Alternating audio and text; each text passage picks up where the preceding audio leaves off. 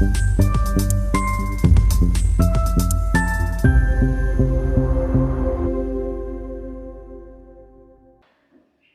मित्रांनो, भारताने आणखीन एक इतिहास रचलेला आहे. खरं तर भारताने इतिहास रचण्यापेक्षा भारतात स्थापन झालेल्या स्कायरूट या कंपनीने इतिहास रचलेला आहे. अवकाशात जाणारा प्रक्षेपक त्यांनी यशस्वीरित्या लॉन्च केलेला आहे. या रॉकेटचं नाव त्यांनी विक्रम साराभाई यांना अर्पण करताना त्याचं नाव विक्रम-1 असं ठेवलेलं आहे. भारतातून उड्डाण केलेला हा प्रक्षेपक किंवा रॉकेट अंतराळात सुमारे 450 किलोमीटर उंचावर जाऊन विसावलेला आहे. यशस्वीरित्या उड्डाण झालेलं आहे. काळजाचा ठोका चुकवणारा हा प्रसंग होता, कारण 11:30 वाजता त्याचं लॉन्चिंग करण्यात येणार होतं आणि लॉन्चला 4 मिनिटं 59 सेकंद बाकी असताना अचानक काउंटडाऊन थांबवण्यात आलं आणि कोणाला काही कळेना की हे काउंटडाऊन का थांबलं. टी व्हीवरचे जे पत्रकार, समालोचक, जे कोणी तज्ज्ञ होते ते सांगतात हे काही फार चिंतेचं कारण नाही. पण आणखीन 5-10 मिनटं गेली, मग तेव्हा सांगायला लागले नाही, चिंतेचं कारण असू शकतं, कारण कोणाला कळत नव्हतं की हे लॉन्च का थांबलं. आणि मग घोषणा झाली की 12:05 हे लॉन्च होईल. हे अतिशय महत्त्वाचं अशासाठी आहे कारण आता पुढचं युद्ध हे अंतरिक्षात लढलं जाणार आहे. जगावर सत्ता कोण गाजवणार आहे हे अंतरिक्ष क्षेत्र ठरवणार आहे, अवकाश क्षेत्र ठरवणार आहे. आणि जरी भारताने या क्षेत्रामध्ये मोठी प्रगती साधली असली, भारत जगातल्या 4-5 प्रमुख देशांपैकी एक असला, तरी देखील आपण बरेच मागे आहोत. कारण अमेरिका दरवर्षी जवळपास 190 उपग्रह सोडते, 190, आणि यातले बरेचसे उपग्रह खाजगी क्षेत्राकडनं, आणि आता ते इलॉन मस्कची स्पेसएक्स नावाची कंपनी आहे, किंवा मग ॲमेझॉनचा जेफ बेझोस त्याची कंपनी आहे, व्हर्जिन अटलांटिकवाल्यांनी कंपनी काढलेली आहे. आणि त्यामुळे आता खाजगी क्षेत्रातनं नासापेक्षा जास्त उपग्रह सोडले जातात. चीन आपला शेजारी 90 ते 100 उपग्रह दरवर्षी अंतरिक्षात सोडतो. भारत यावर्षी 13 उपग्रह सोडणार होता. 13, 90, 190, आणि या 13तलाही अजूनपर्यंत या वर्षात एकही उपग्रह सोडला गेला नाही. कारण 2 चाचण्या, शेवटचे 2 लॉन्च अपयशी ठरले. PSLV जो भारताचा, ज्याला वर्क हॉर्स म्हटला जातो, तो कधी अयशस्वी झाला नाही.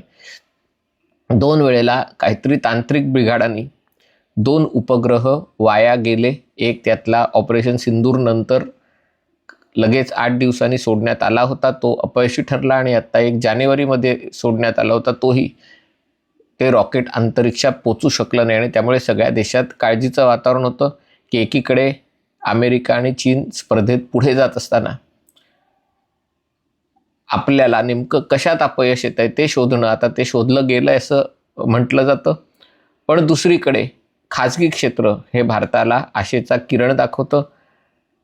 सुदैवाने या बाबतीत जी गोष्ट टेलिकॉम कंपन्यांच्या बाबतीत होती तशी इथे नाही आहे.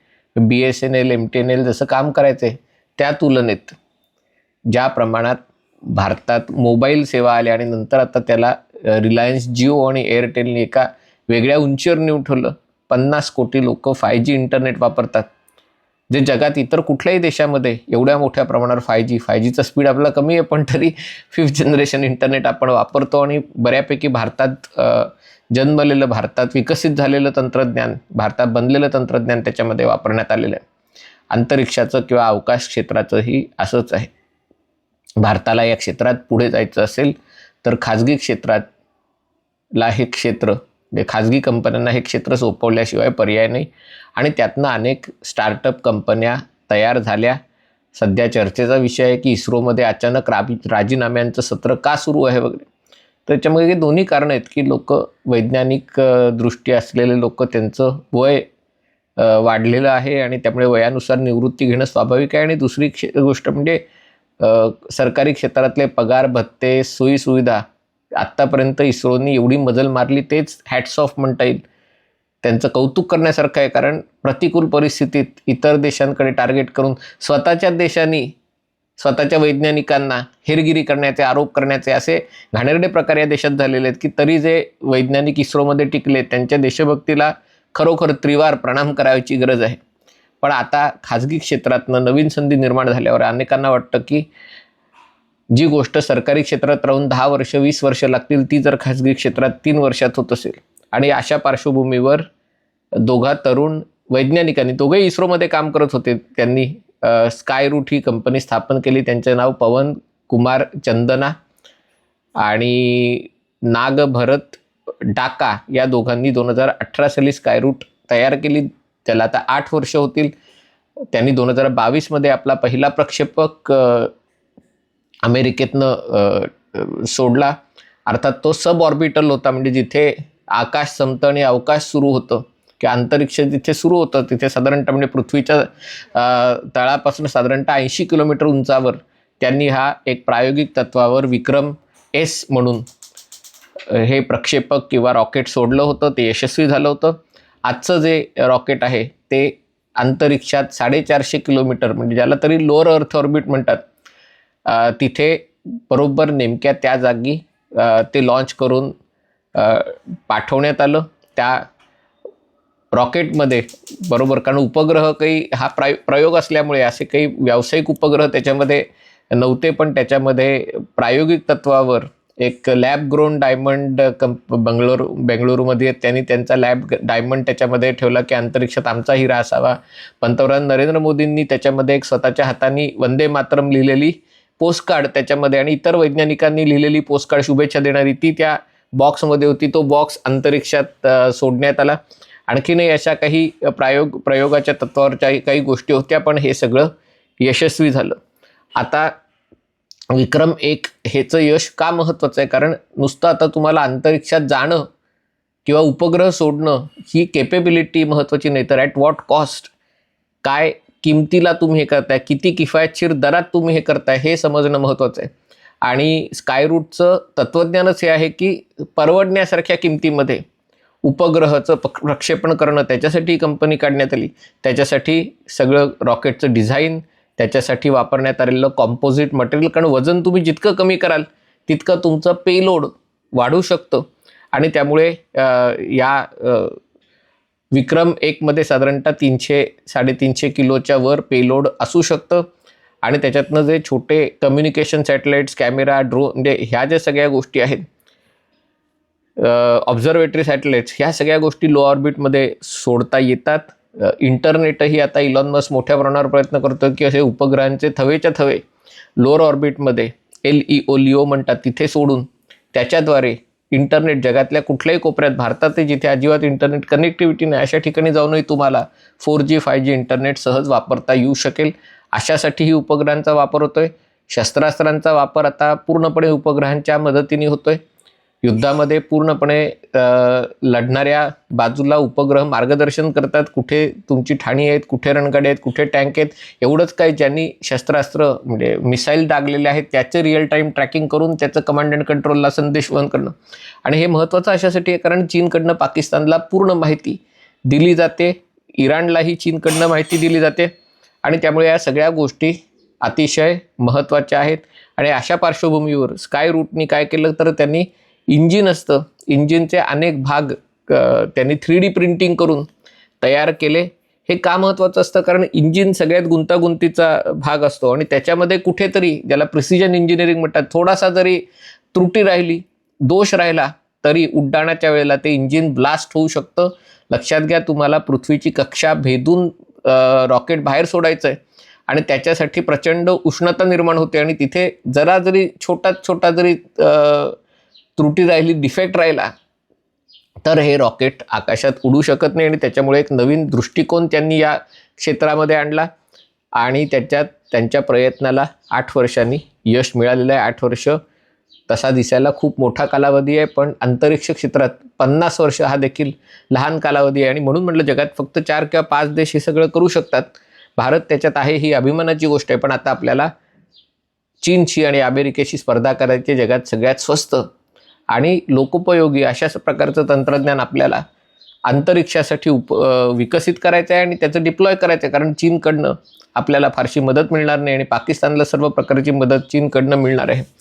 आणि त्यामुळे विक्रम 1च्या यशामुळे इतरही याच्यामध्ये बऱ्याच स्टार्टअप कंपन्या शिरलेल्या आहेत. स्कायरूट ही पहिली ज्याला युनिकॉर्न म्हणतात, ज्याचं म्हणजे व्हॅल्युएशन $100 कोटी होतं. म्हणजे त्याच्यामध्ये $16 कोटी किमतीला त्यांचा काही एक हिस्सा त्यांनी शेअर्स विकले. कारण लक्षात घ्या, इस्रोला कोणी खर्च विचारणार नाही आहे, सरकारी एंटिटी आहे आणि त्यामुळे उपग्रह सोडण्याचा खर्च ₹5 काय, ₹50 काय, ₹5000 काय, हे आपल्याला करायचं आहे, सरकारी यंत्रणा आहे. पण खाजगी कंपन्या, आणि त्याच्यात एक नाही, देशात अनेक काही कंपन्या तयार झालेल्या आहेत. त्यातल्या 4-5 कंपन्यांची आज परिस्थिती आहे की ते पुढच्या काही महिन्यामध्ये किंवा वर्षामध्ये आपलं रॉकेट किंवा उपग्रह किंवा त्याच्यात पिक्सेल म्हणून आहे की जे त्याच्यातलं इमेज ॲनालिटिक्स करून उपग्रहाची त्याच्याद्वारे शेतीबाबत आणि इतर गोष्टींबाबत माहिती देऊ शकते. या सगळ्या कंपन्यांना जर यशस्वी व्हायचं असेल, जे त्याच्यात गुंतवणूक केलेली आहे, बऱ्याच जणांनी त्यांनी स्वतःचे पैसे त्याच्यामध्ये गुंतवलेले आहेत. असं नाही की कारण अंतरिक्षात आम्हाला रॉकेट सोडायचं आहे असं म्हटल्यावर कुठली बँक तुम्हाला कर्ज देणार आहे. त्याच्यासाठी सरकारी योजनातनं काही मदत मिळते, पण बऱ्याच जणांनी त्याच्यात स्वतःचेही पैसे गुंतवलेले आहेत आणि त्यामुळे सगळ्यात स्वस्त, सगळ्यात जलद गतीने आणि काहीतरी नाविन्यपूर्ण अशा गोष्टी असल्याशिवाय ते मला यश मिळणार नाही. स्कायरूटला यश मिळालेलं आहे, त्याच्यासाठी त्यांचं कौतुक करायची गरज आहे, अभिनंदन करायची गरज आहे. कारण आता असे अनेक तरुण उद्योजक, वैज्ञानिक जे इस्रोमध्ये होते किंवा इस्रोच्या बाहेर होते, त्यांना अंतरिक्ष क्षेत्रात काम करण्याची प्रेरणा मिळेल. काय होतं आहे, आपल्याकडे IT कंपन्यांमुळे असं झालं की ते देशातले चांगल्यात चांगले इंजिनियर आहेत ते सगळे कम्प्युटर कोडिंगमध्ये गेले. आणि त्यामुळे या क्षेत्रामध्ये चांगलं टॅलेंट यायचं असेल तर त्याच्यासाठी चांगला पैसा मिळाला पाहिजे. त्याच्यासाठी पैसा म्हणजे काही पगाराने मिळत नाही फक्त. जर तुम्ही अशा प्रकारे तुमची कंपनी काढली आणि तुम्ही प्रॉडक्ट लॉन्च केलं तर त्याला जर गुंतवणूक मिळायला लागली तर ज्याला एक्झिट म्हणतात, कंपनी काढून मग ती कुठल्या तरी मोठ्या कंपनीला विकायची. उद्या कदाचित रिलायन्स, अदानी, टाटा, L&T वगैरे सारखी कंपनी ही स्कायरूट विकत घेऊ शकेल. कारण एकदा ते तंत्रज्ञान यशस्वी केलं की मग जर वर्षाला 100 लॉन्चर रॉकेट सोडायचे असतील तर एक स्टार्टअप कंपनी हे करू शकत नाही, त्याच्यासाठी ती स्केल पाहिजे. पण अशा प्रकारचं तंत्रज्ञान विकसित करणं, ते डेमॉन्स्ट्रेट करणं, ते डिप्लॉय करणं आणि मग त्याच्यातनं एक्झिट घेणं, त्याच्यातनं आपली कंपनी दुसऱ्या कोणाला तरी विकून आपण आणखीन एखादा नवीन शोध लावायचा, अशा प्रकारची ही वृत्ती अंतरिक्ष क्षेत्रात देशासाठी महत्त्वाची आहे, उपयोगाची आहे. माझी कळकळीची विनंती आहे, खास करून तरुण वर्गाला जर हा व्हिडिओ बघत असतील तर, की अंतरिक्ष क्षेत्र मोठ्या प्रमाणात संधी उपलब्ध होत आहेत. केवळ नोकरीचा विचार न करता आणि त्याच्यातही सरकारी नोकरीचा विचार न करता या क्षेत्रामध्ये आपण काय करू शकू, कुठला वेगळा विचार आणू शकू, त्या दृष्टीने प्रयत्न करा. तुम्हीही या क्षेत्रामध्ये यशस्वी होऊ शकता. पण तुमच्या आमच्या यशापेक्षा देशाचं यश आणि देशाचं स्पर्धेत टिकून राहणं, देशाचं स्पर्धेत जिंकणं हे आपल्या सगळ्यांसाठी अधिक महत्त्वाचं आहे. हा व्हिडिओ आपल्याला आवडला असेल तर कृपया लाईक करा, शेअर करा आणि चॅनल सबस्क्राईब करण्याची विनंती. तुर्तास इथेच थांबतो. पाहत रहा MH48.